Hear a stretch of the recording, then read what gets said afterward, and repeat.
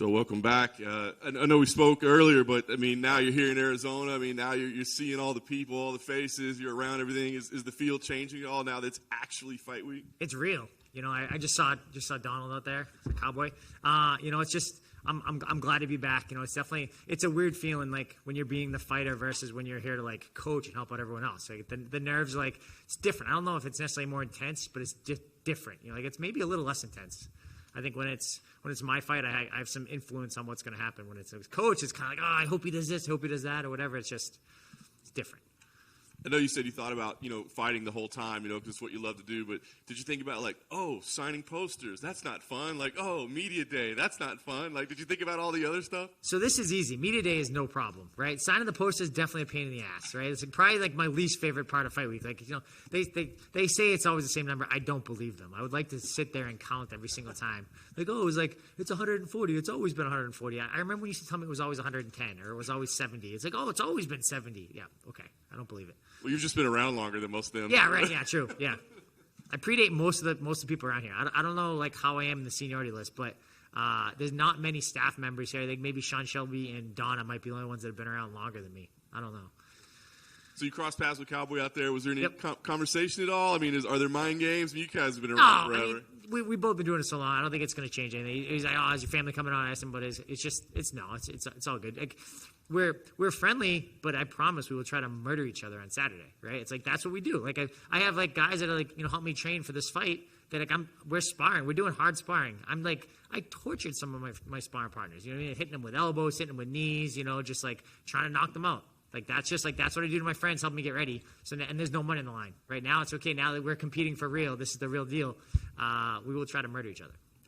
Last thing for me, I know you said you're kind of leaving the future up in the air, but I guess, you win here, you keep going. What's the priority for you? Is it to keep fighting in front of crowds? Is it to make sure you fight in the Northeast again? Is it to make sure you fight guys from your generation? I mean, assuming you keep going, what would be the priorities?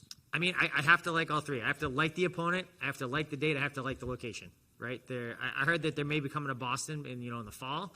If that was the case, like that might be a good time to do a Jim Miller 3. I have no idea.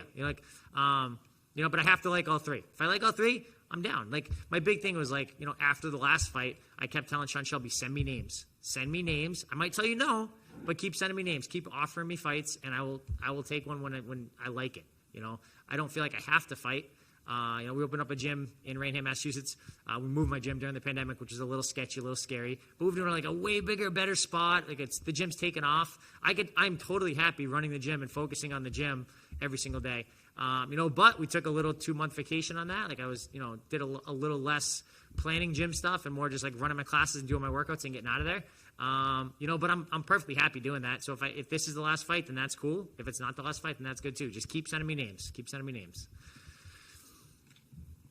I mean, Joe, it's been 31 months. You're talking about the process in between, but was there ever any point for you during those 31 months where you're like, maybe like I can kind of quit on that last one? I was definitely, when all the COVID stuff, the pandemic stuff was going on, like I had no interest in trying to fight during that. You're seeing all the time, like, fights getting canceled, fights getting scrapped, and maybe it's not even our problem. Maybe it's like it's someone else's camp has a problem or something. You know what I mean? Like it's just, there was a lot of that going on. So for most of the last 2 years, I did not care about fighting at all. I had zero, but maybe like a year ago, I started like kind of, getting an itch for it a little bit. I was definitely wondering, how long is this COVID thing going to go on for? Is this going to be like the next 5 years of fights getting canceled, things like that? And luckily it's gotten a lot better. So we're in a much better space. But I definitely was like, for a little bit, I'm like, did I mess up by not just, going out like that? But if I did, then this fight wouldn't have happened. I expect this fight to be a good fight for me. Otherwise we wouldn't have taken the fight.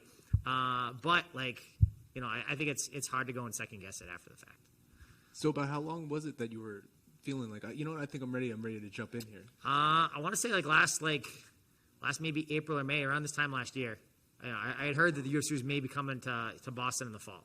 I didn't know it was going to happen. So I texted her, told me, hey, if you're coming to Boston, I better be on that list. Let me know, send me names, whatever. Like I wasn't pressing to fight anywhere, but if they're coming to Boston like in the fall, I definitely want to be on the card. So then a year of names, I would imagine you finally get Donald Cerrone as one of the names, and you're like, okay, this is it. Like this. I think Donald was the first name I actually got. Like I kept telling, hey, look, if you're coming to Boston in August, I want to be in. He's like, we're not coming to Boston. I'm like, if you're coming to Boston in August, just in case, I'm just telling you, if you're coming, I want to be on the list. And I got no names until Cowboy, and I think like it was like February, like first week in February, he asked me if I wanted to fight Cowboy. Like I think it was March 8th, and I'm like, I have to like the date, the location, the name. I like the name. It was somewhere domestic, so I liked the location. I didn't like the date. It was 4 weeks' notice. I'm like, if I'm going to do it again, we're not going to do it in such short notice. I want a full camp. He's like, well, Cowboy wants to fight on that card. I'm like, well, that's fine, but I'm not your guy if that's the case. And then, so I just basically said no, and they came back. All right, we'll do it later. And then here we are. Obviously, you guys are both OGs, legends, fan favorites of this game. I mean, I'm curious for your honest assessment when you look at Cowboy's recent performances. What do you see? Like, where do you feel like he is at this point? He's done great. So he's – I understand 100% why someone would want to fight up a weight class, right? I don't think that he was, super – he wasn't the best size for welterweight, right? He's a big lightweight, but he's a smaller welterweight. So I understand that. And he fought so many killers, so he came up short in a lot of his last fights, but he fought killer after killer after killer, So, of course, like, those are all super hard fights. So it's like, I think that, you got to remember people for, like, their strengths and not their weaknesses sometimes, right? You don't remember, like, the bad performances. You got to remember the good performances, right? That's who you need to train for. We didn't train for the worst Cowboy. We trained for the best Cowboy. I guess last thing from me, I'm just curious. Main event is obviously in the lightweight division. You're a veteran lightweight division. One of the most anticipated fights of the year. I'm just curious for your thoughts on Gaethje Oliveira, and how you see it playing out. I mean, I think it's one of those fights where, Justin Gaethje just does not care about himself at all. He will light himself on fire to try and burn the other person a little bit. Right, so I think that's kind of how it goes. But like, he's gonna come out swinging. Right, but Charles Oliveira's got sick jiu-jitsu. He's got such great jiu-jitsu. He's so good. I think that, if they close space and they get close to chest or anything like that, like, Charles Oliveira is so good at wrapping those long arms and those long legs around you. It's gonna be a tough fight. It's gonna be exciting though. I'm super pumped. Like, there's a lot of times like when there's fights and like I'm excited for it, but I'm not super excited for it. But this is one of those fights I'm super excited for. I just have to tell you that's probably the best way I've ever heard anybody describe Justin Gaethje. Tell me it's not true. Tell me it's not true, right? Well, I had a coach used to say that I used to there used to be pirates that would they would basically light the hair on fire and they would jump overboard and jump on the other ship or whatever. Like, and he always explained that that was kind of how I fought. But Justin Gaethje, that is him. That is him to a T. Joe, to your left, right here. Yes. We all know Joe Lauzon, the fighter, but little do we know of Joe Lauzon, the commentator. So what's it like working for smaller promotions on the broadcasting booth? It's great. So I do commentary for CES, their local show, mostly in Rhode Island, which is like 40 minutes from me. It's not bad.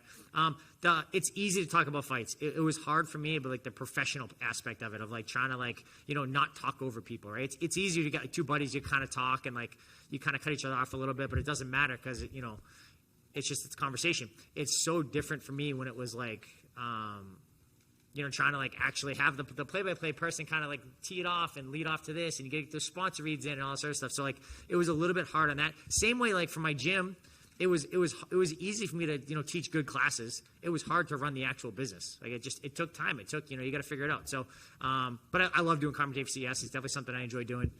It's fun. You get a great seat in the house. You get to kind of explain what's going on. A lot of people don't really understand like what's going on when they're fighting, right? It's like they see someone that's on top, they see someone that's punching, but they don't understand jiu-jitsu, they don't understand wrestling, they don't understand like all the nuances. So it's kind of fun to kind of enlighten people a little bit, let them know what's going on. Oh, what's it like working with Maddie Levine? Maddie's awesome. I love Maddie. So, Maddie's a great kickboxer. It's fun to kind of get that because, like, I tend to talk more about the jiu-jitsu stuff. I let her talk about the kickboxing stuff a little bit more. Her husband, Ross, is a monster. He was teaching jiu-jitsu. He was teaching kickboxing classes at my gym. Just a monster, Ross Turbo Levine. So it's great. I'm super lucky with the team we have over there. One back here to the left, Joe. Wanted to ask, with the new environment and the layoff, was the feeling during the process of the camp still the same as it had been? Yeah, I mean, I've done so many camps. Like, it's just like, we sparred. So typically, for years and years, for so many camps, we would spar twice a week. We would spar like Tuesday and Saturday. But the last couple camps, we sparred less because they're just less getting hit in the head, which is nice. Less wear and tear. Like, you generally get hurt during sparring sessions when you're going hard. So we try to limit that a little bit more. But it didn't. We just fell right back in. Like I remember, like the first sparring session was probably like not the hardest, but it was like I hadn't sparred in like 2.5 years. Like if someone's getting for a fight, I'll jump in and help them. but it's different when you're doing hard sparring for yourself. So it was a little bit of time, but it was great. Everything fell right back into place. And after the layoff, is there a different level of excitement to get back in the cage? No, not really. I mean, for me, it's like brushing my teeth. I don't get excited because I brush my teeth, right? I do it every single day. I've had so many fights in the UFC, so many professional fights. I've sparred so many rounds. It's just about, putting in the reps, getting it, just executing well. That's all I care about. I'll be, win or lose, I'll be so relieved when the fight's over on Saturday. Like, it'll be like the best. It's just kind of get that weight off my shoulders. Thank you. Thank you. What's up, Joe, over here? You're tied for the third most post-fight bonuses in UFC history with Nate Diaz. Are you liking your chances of securing a bonus on a stat card like this, or are you just focused on securing the W? I'm focused on getting the win, but there's a good chance Cowboy and I someone's getting a bonus off the other. Maybe it's fight of the night, maybe it's a performance bonus, but we both have a lot of bonuses for good reason. Like, we try to murder each other, so very, very good chance of a bonus for this fight. And you recently said that the establishment of a UFC fighter union is highly unlikely due to the selfish mindset of some of the promotion's top fighters. What type of things would need to change in order to create a fighters union, or do you believe any one fighter should lead the charge? I think it would be hard. It's kind of a big, loaded question. It's a much, much longer answer. But I really think that the big thing is that, anyone that would have the ability to kind of, fight and push for any kind of fighters union, it cares about themselves. They're always going to take the mentality, like, I have done X, Y, and Z. I am a world champion. I am this. If you want to go and get, the top 5 in every single division and get all of those guys to all be on the exact same page, then maybe you got a shot at a fighters union. But I think it's not going to happen, because you're always going to have the guy that's the champ or the guy that's number 1 and think he's going to be a champ. He's always going to push to get what's best for him. And I understand it. I mean, if it came down to, you getting, paid triple or everyone else in this room getting 5% more, you're going to push for yourself to get triple, right? That's just the nature of things. It's, and the UFC brand is so strong. It's people care about watching fights because the UFC brand is so strong. They do such a great job with marketing and media and all sorts of stuff. You guys are all a big part of that. So it's the people that get excited for fights, they get excited because UFC has invested a lot of money to kind of, let you know about all these guys and put these highlights together and do all the, give you all this footage and give you these free fights on YouTube and stuff like that. That's why people get excited. You know what I mean? If the UFC did not do all of that, then people would not be as excited because you wouldn't have these superstars. Yep. Those are the things that you like, that you enjoy. Yep. When you get two guys like you and Cowboy, I look at a position I want to see this fight go to the ground. Yep. Right? I want this whole fight to take place on the ground. Yep. Of those nuances. Do you think that you have the advantage in that situation? I think that we're both competent on the feet and on the ground. Right, but I think that he has an edge on the feet, and I think that I have the edge on the ground. So yeah, I'm definitely going to try to. I would love for the fight to be on the ground. Yes. Cool. Thank you, guys.